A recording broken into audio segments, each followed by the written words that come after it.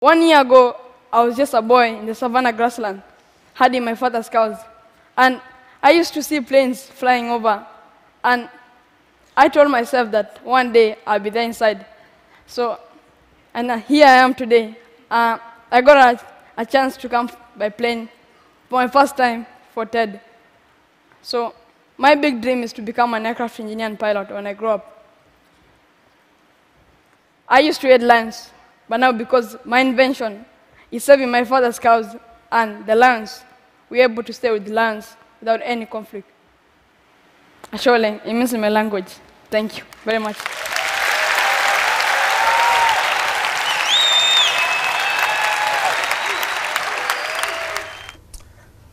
Richard Turere, inventor, welcome to the JSO interview. Thank you, John. What led you to end up giving a TED talk in Long Beach, California in February 2013?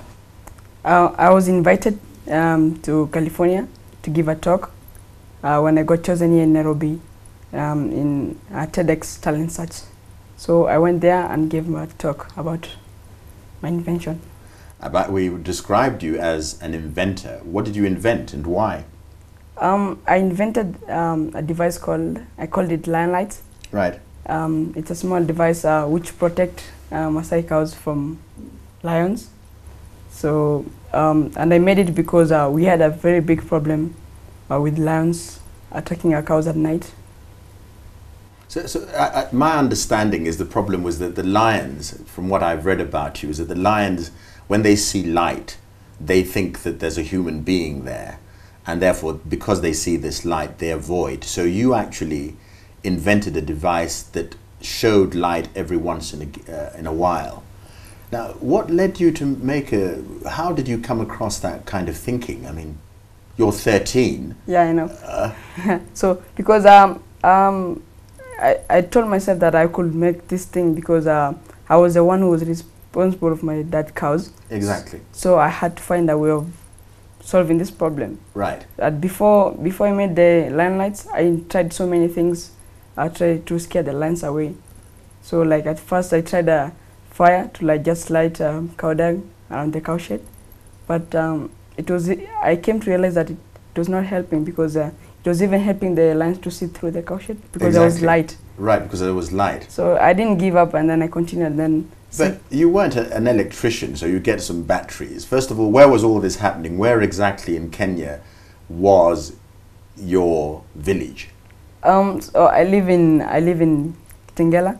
Right. Just a few kilometers away from the Nairobi National Park. Exactly. Yeah. So here you are. These lions used to come every single day, go into the manyatas and eat all the cows. Yeah. So how did you decide to deal with them? Describe your invention eventually. What did you decide to do when the cow dung fires didn't work? So I continued and just experimenting many things. And the second idea I got was to put a scarecrow, just trying to scare lions that I was standing near the cow shed. Right. Because people told me that lions were scared of people. So, but I put the scarecrow near the cow shed, but it worked for the first day, but the second day it didn't work because the lions realized that it was just it didn't move, it didn't smell, so it wasn't a human being. It was not something. Right, so the scarecrow wasn't working. Then what? Then I got an idea. Then one day I would just walk around the cow shed with a torch, just small flashlight, because I had a lion running outside there. And then I just came out with a torch and I was walking out of the cow shed. Right. And then the lions didn't come. And then this was the eureka moment. You said, right, the torch is doing it. Yeah, the torch. So for one thing, yeah. I mean, unlike me, you're the kind of fellow who can walk outside knowing that there's a lion, and you weren't scared. Yeah, I was really scared there because my dad was even telling me that one day you'll get attacked when you're walking out of the cow shed. So you're not the kind of man who gets scared easily. No, I'm not. Gosh, okay, right, I take that on board. So I'm not like you. So there you are. The torch is the thing. I'm interested. The reason I'm asking you these questions is that how does one end up inventing something? I mean, we've all had torches, we've all had batteries, we've all had light. Can you try and take us through a mode of thinking? What did you decide you ought to do? Because there you are, you took the torch out. Yeah. Why didn't you stick the torch in much the same way that you stuck the scarecrow? Just leave it there. So when I was walking around with the torch out of the cow shed, the lions didn't come, and I discovered that they were scared of the light. But we've seen so many homes near my community with the electricity, and they put just lights which are stagnant, they're not moving, and the lions are still jumping to and killing their animals. So I thought that, you see, when the lions are not coming, it's because when you move around with the torch, it looks like it's blinking. So I got the idea of, like, lions are scared of something which is blinking because they think someone is coming to come and kill them. You see, when the light is flashing. Right. Yeah. Okay, so okay, from then on, I want to follow your thinking until you make the discovery. Then what? Then, because when I was a small kid, I used to work in my room just when I had my free time. When I went out there and had cows, I came back and then I just tinkled with the wires. So, and I even broke my mom a new radio, and that day she almost killed me. But by that time I started learning. Right, so you were keen on how things work. Yeah, I was and mum wasn't that keen on you destroying her radio. Yeah, so just trying to find out how things work. Right. And then I started learning how to fix them. Right. So I had an idea, and then the first time I knew the lions was scared of a moving light. I remembered that a motorcycle has a small indicator box, the one which helps the motorists or drivers when they want to turn right or left. It blinks to show direction. So I took the small flasher unit, and then I connected to the lights, and then they started flashing around. Wow. Yeah. Simple as that. Yeah. And were others, I mean, how did this discovery, how did you, in a word, roll it out into the village? Because you can just know this one bit of wisdom on your own. You set it up, first of all, in your own homestead. Yeah. And then what? And then when I first installed in my home, and my neighboring homes, they saw it, and then they were like, how come we always see you guys with so many torches? What's happening there? So I just told them it's lion lights. It's a hoax. It's a small. Yes, it's my invention. It's not. So even your fellow villagers felt that you had, in your family, you had like 1 million people walking around with torches. Yeah, they thought it was my whole family walking around with torches. Right. Okay, but I'm interested because I'm trying to follow this discovery. What kind of mechanism did you set up so that it tripped after a while? Because you know what I'm saying? You could have one light, then it lasts for half an hour, then the lion, in much the same way as the scarecrow, says, well, for half an hour there's nothing, let's go and eat a goat and then leave. What was the regularity of the torchlight? It's just like, I didn't change anything basically. It was just the same indicator box with the same moving, like it's moving the same frequency.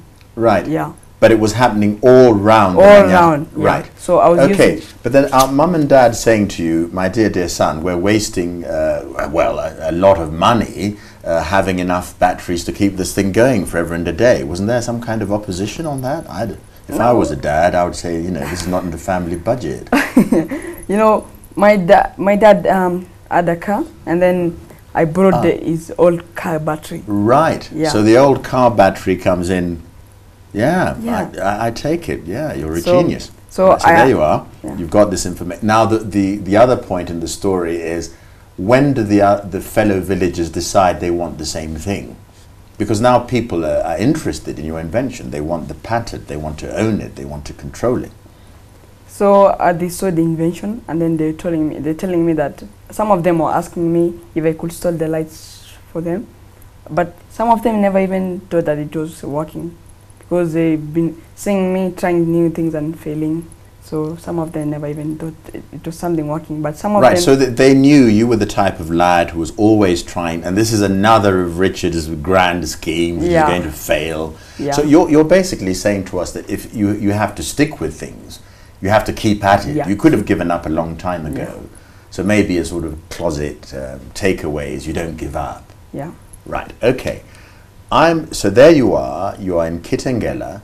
Are you an only child? No, I have brothers and sisters. So, sorry? I have brothers and sisters. How many? I have like 5 brothers and 5 sisters. Exactly. Yeah. So, big family. Yeah. Your life is going to change drastically, isn't it? After you've made this discovery, Yeah. what happened next? Because you're going to end up in Long Beach, California. What happened next? So I got a scholarship in one of the best schools, private schools in Kenya, Brooker School. Right. And But why? You know, the question, why? Because you're in Kitengela. Did a scholarship just sort of land because they said, you know, you've discovered a trip machine that scares away lions? How did people become aware of your existence? they say that there's a boy saving lions in Kenya. Right. And they, Who's they? I mean, like the first person to discover me was Paula Kahumbu. Yes. And then she helped in all the things like getting the scholarship and yeah. Right, so somebody heard about you, there's Ms. Paula Kahumbu, Yeah. said this is an extraordinary young man, and hey presto, you've now got a scholarship to Brook House. Yeah. So, okay, so in your large family, you're going away alone from Kitengela to go to a boarding school.